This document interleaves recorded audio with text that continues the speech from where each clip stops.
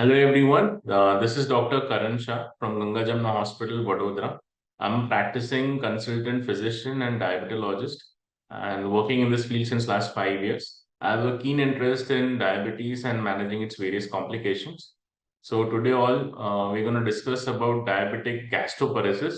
So basically as we in Gujarat, let's start with Gujarati.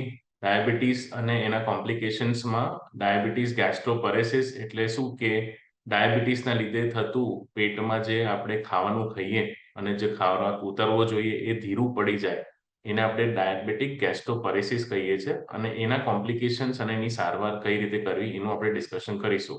તો diabetic ગેસ્ટ્રોપરેસિસ એ હોય blood sugar level જ્યારે વધી જાય સામાન્ય ગૂંચવણ છે અને જે વિલંબિત ગેસ્ટ્રિક ખાલી થવા અને ક્ષતિગ્રસ્ત ગતિશીલતા દ્વારા વર્ગીકૃત થયેલ છે. ડાયાબિટીક ગેસ્ટ્રોપથીને લક્ષણો ઘણા છે. ગેસ્ટ્રોપરેસિસ થાય ત્યારે પેટના નાના આંતરડામાં ખોરાકની હિલચાલને અસર કરે છે, જેના લીધે ઉબકા આવે, ઉલટી આવે, પેટ ફૂલી જવું. થોડું ખાધું અને લાગે કે પેટ ભારે ભારે થઈ ગયું છે. પેશન્ટ એવું કહેશે આપણને કે થોડુંક જ ખાધું છું પણ એવું લાગે છે બહુ પેટમાં પથ્થર થઈ ગયો છે, ભાર થઈ ગયો છે. થોડું ખાધું ને પેટ આમ ફૂલી ગયું. વહેલા ખોરાકમાં સંતુષ્ટિ થઈ જાય એટલે અર્લી સટાઈટી થઈ જાય. એ બધા લક્ષણો આપણને જોવા મળે છે. પેશન્ટ કંટાળે છે કેમ કે એને ખવાતું નથી અને થોડું ખાવાથી પેટ ભરાઈ પણ જાય છે અને પ્લસ એનાથી તકલીફ એ થાય કે ડાયાબિટીસની દવા પણ લેવાનો સમય થઈ ગયો હોય એટલે ડોઝમાં ઉપર નીચે થઈ શકે છે.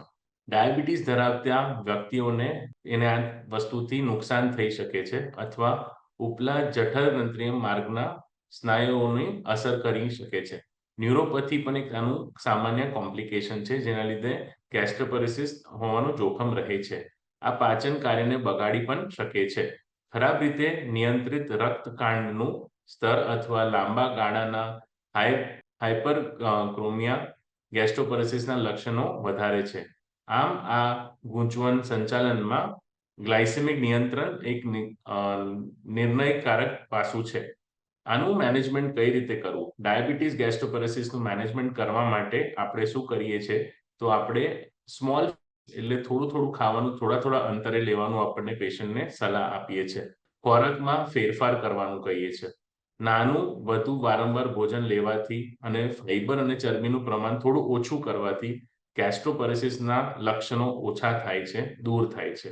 ગ્લાયસેમિક નિયંત્રણ એટલે હાઈ ગ્લાયસેમિક ફૂડ્સને ઓછા લેવાથી થોડી વાર ખાધા પછી થોડું મોશન કરવાનું, મૂવમેન્ટ કરવાનું, ખાધા પછી તરત સૂઈ ના જવું, આડું ના પડી જવું, એ બધું આપણને ખોરાકમાં કે ડાયાબિટીસના ગેસ્ટ્રોપરેસિસના સિમ્ટમ્સમાં ફાયદો રહે છે. અનેક દવાઓ જેમ કે પ્રોકાઇનેટિક મેડિકેશન્સ જે માર્કેટમાં મળે છે એ તમારા ડોક્ટરની સલાહ અનુસાર જ લેવી કેમ કે અમુક આની સાઈડ ઇફેક્ટ પણ રહે છે. પણ આ દવાથી શું થાય કે પેટનું જે ગેસ્ટ્રિક એમ્પટિંગ છે કે પેટમાં જે ખોરાક પડી રહે એ એમ્પ્ટી થઈ જાય અને પેટ ખાલી થાય તો આપણને ફાયદો એ થાય કે હલકો ફિલિંગ આવે. એટલે આ દવાનો પણ ફાયદો લેવાઈ શકાય. આના માટે ડોક્ટરની સલાહ ઉપરાંત જ દવા લેવી જોઈએ.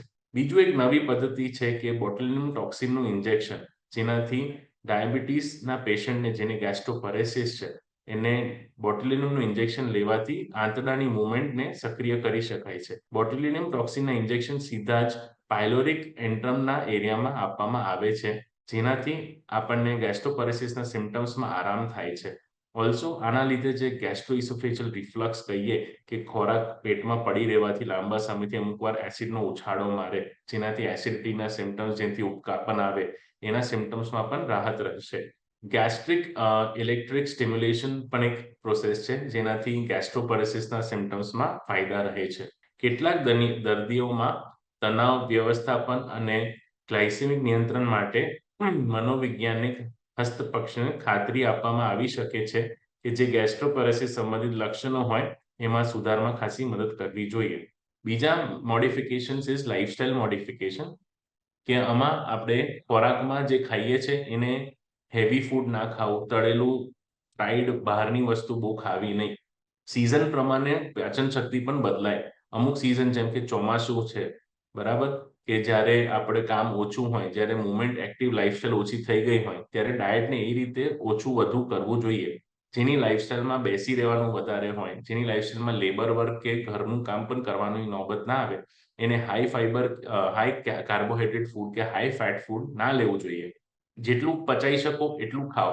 That is the best way કે જેનાથી આપણને ડાયાબિટીક ગેસ્ટ્રોપેરેસિસના સિમ્ટમ્સમાં ખાસી રિલીફ મળશે. ડાયાબિટીસને સુપર કંટ્રોલ રાખવો જરૂરી છે. ડાયાબિટીસની દવા નિયંત્રણ લેવી, રેગ્યુલર લેવી એ ઇમ્પોર્ટન્ટ સાથે એ પણ છે કે તમારું ડાયાબિટીસ કંટ્રોલ રહે છે કે નહીં એ તમને એની જાણ હોવી જોઈએ. ડાયાબિટીસનું સેલ્ફ મોનિટરિંગ ઘરે કરશો મશીન વડે એ સૌથી સારી વસ્તુ છે. તમે જાણ લેશો કે તમારું ડાયાબિટીસ કંટ્રોલમાં છે તો તમે તમારા રોગને હાથમાં લેશો તો તમે સરસ રીતે એને સમજી શકશો અને સરસ રીતે એને કંટ્રોલમાં લાવી શકશો. શુગર કંટ્રોલ થશે તો આંતરડાની જે મુવમેન્ટ સ્લો પડી ગઈ છે એ મુવમેન્ટ બેટર થશે. પેટ વધારે વહેલું ખાલી થશે અને ગેસ્ટ્રોપેરેસિસના સિમ્ટમ્સમાં તમને સારું લાગશે, સુધારો લાગશે. ખાવાની ઈચ્છા થશે, એપેટાઇટ સુધરશે તો મનોબળ પણ સારું રહેશે.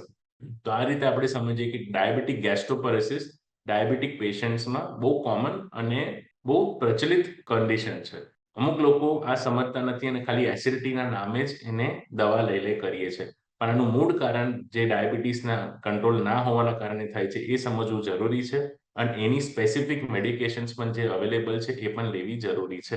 ડાયાબિટીક ગેસ્ટ્રોપેરેસિસ આપણા one of the complications of ડાયાબિટીસમાં ગણાય along with diabetic neuropathy, diabetic nephropathy, diabetic retinopathy, જેમાં કહીએ કે ડાયાબિટીસ વધવાના અને લાંબા સમય ડાયાબિટીસ રહેવાના લીધે આંખના, કિડનીને અને પગની નસોને નુકસાન થાય છે. આ બધા કોમ્પ્લિકેશન્સ કોમન છે, બધા જાણીએ છે. પણ ગેસ્ટ્રોપેરેસિસ બહુ રેર કોમ્પ્લિકેશન કરતા એ કોમ્પ્લિકેશન બહુ પબ્લિસાઇઝ નથી થયું, પોપ્યુલર નથી.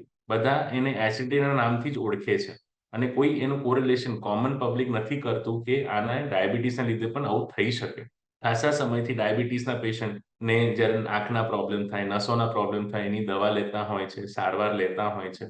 પણ એસિડિટી થાય ત્યારે ડોક્ટરને જણાવે નહીં અને પોતે ને પોતે એસિડિટીની દવા લઈ કરે. પણ આ વસ્તુ જો તમે તમારા ડોક્ટર જો ડિસ્કસ કરશો કે મનથી બરાબર ખવાતું નથી, થોડું ખાવાથી પેટ ફૂલી જાય છે, થોડું જ ખાઈએ અને ભૂખ પછી ઈચ્છા નથી થતી કે અમુક વાર એવું કહીએ આપણે કે ખાવાનું જોઈને જ એવું થાય છે કે ઉબકા આવી જાય છે.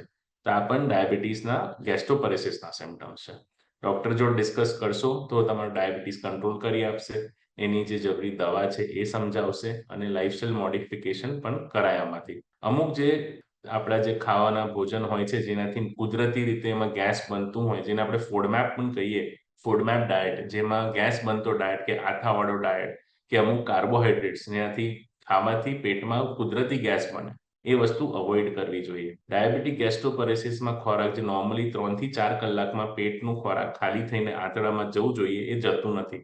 એટલે જ્યારે ખાવાનું વધારે સમય પેટમાં પડી રહે એટલે ગેસ એ બને વધારે. એના લીધે ગેસ ઉપર આવે અને આપણને ઇરિટેબિલિટી થાય, અકળામણ પ્રોડ્યુસ કરે. અમુક વાર આ જ કન્ડિશનના લીધે અમુક વાર પેશન્ટને એવું લાગે કે ચેસ્ટ પેઇન થયું અને હાર્ટ એટેક જોડે કન્ફ્યુઝન પણ થતું હોય છે કે છાતીના દુખાવો લઈને પેશન્ટ આવે પણ કાર્ડિયોગ્રામ નોર્મલ હોય પણ અમુક વાર ફક્ત ગેસ જ નીકળતો હોય છે. એટલે આ બધા ચિહ્ન અને આ બધી વસ્તુનું અવેરનેસ જરૂરી છે કે ડાયાબિટીસના લીધે પણ આંતરડામાં તકલીફ થઈ શકે અને જેનું નામ ડાયાબિટીક ગેસ્ટ્રોપેરેસિસ છે. અને એનું સોલ્યુશન પણ ડાયાબિટીસ કંટ્રોલથી છે અને એની દવા પણ સરસ અવેલેબલ છે જેનાથી આપણને સારી લાઈફસ્ટાઈલ, સારો ખોરાક લઈ શકીએ છીએ અને લાઈફને સરસ રીતે એન્જોય કરી શકીએ છીએ. સો ઇન ધી એન્ડ કન્ક્લુઝનમાં there would be one advice from my practice point of view કે એવરી ડાયાબિટીક પેશન્ટ જ્યારે વિઝિટ કરે તમારા ડોક્ટરને તો HbA1c એક ચેક કરવું જેનાથી 3 મંથ એવરેજ ડાયાબિટીસના એડિક્વેટ કંટ્રોલ આપણને ખબર પડે છે. તમારી દવા પ્રોપર વર્ક કરે છે કે નહીં એ પણ તમને ખબર પડે છે. એવરેજ મેન્ટેન કરવું અઘરું છે પણ ઇઝી છે જો તમે તમારા ડોક્ટરની સલાહ પ્રોપર ફોલો કરશો, ડાયટ ફોલો કરશો. ઓલ્સો એવરેજ સાથે સ્પાઇક્સ ઓફ શુગર કે જેમ કે આપણું એવરેજ ભલે 6 કે 7 આવી ગયું હોય પણ એ ખાલી એવરેજ જોઈને ખુશ ના થવું જોઈએ. અમુક વાર એવું થતું હોય છે કે જમ્યા પછીનું શુગર સીધું 200 કે 300 થઈ જાય. એ જે સ્પાઇક્સ કહીએ એને પણ સ્મૂધન કરવા જરૂરી છે. એના માટે હવે કન્ટિન્યુઅસ ગ્લુકોઝ મોનિટરિંગ ડિવાઇસીસ પણ મળતા હોય છે જેનાથી સ્મૂધ લેવલ્સ ઓફ ગ્લુકોઝ તમે અચીવ કરી શકો છો અને જેટલું તમે સ્મૂધ અને વેલ અચીવડ એવરેજ તમે ગ્લુકોઝને લઈ આવશો એટલું સારા સિમ્ટમ્સમાં કંટ્રોલ મળશે. ગેસ્ટ્રોપેરેસિસના સિમ્ટમ્સમાં પણ એટલો સારો તમને કંટ્રોલ મળી શકે એમ છે. એટલે એવરી વિઝિટ પર આ બધું ચર્ચા કરવી જરૂરી છે અને પોતાનો રોગ સમજશો નહીં ત્યાં સુધી તમે પોતાના રોગ પર વિજય નહીં પામી શકો. અને તમે તમારો રોગ સમજશો તો તમે એને હેન્ડલ કરી શકશો અને એનાથી દૂર નહીં ભાગો કે આપણે દવા નથી લેવી, દવા બંધ કરી દેવી છે અને એવું નહીં થાય. અને as you understand the condition and you better deal with it તો તમે લાઈફ સારી રીતે એન્જોય કરી શકશો. અને ડાયાબિટીસના પેશન્ટ સરસ દવા લેશે, આ બધા સિમ્ટમ્સથી દૂર રહેશે તો જસ્ટ લાઈક એની અધર નોર્મલ પર્સન ખાવા પીવાનું લાઈફ એન્જોય થશે વિધાઉટ એની કોમ્પ્લિકેશન્સ.